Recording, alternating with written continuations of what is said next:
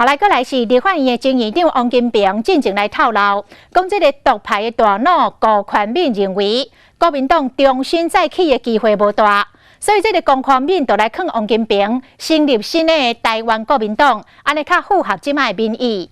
再起龚宽敏现身来回应，伊讲伊要来推动新宪法的公投，让台湾将做正常的国家。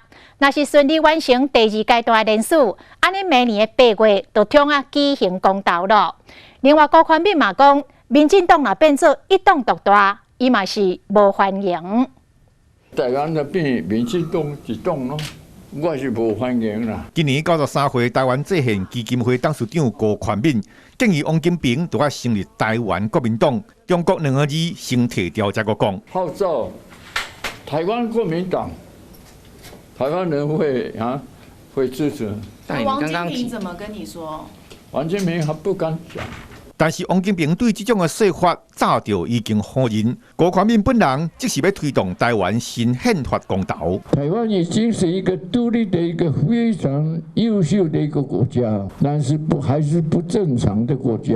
制宪基金会推动的2个公投案主文分别是：你是不是同意要求总统就要推动制定一部符合台湾现状的新宪法？也还有，你是不是同意要求总统启动宪法改造工程？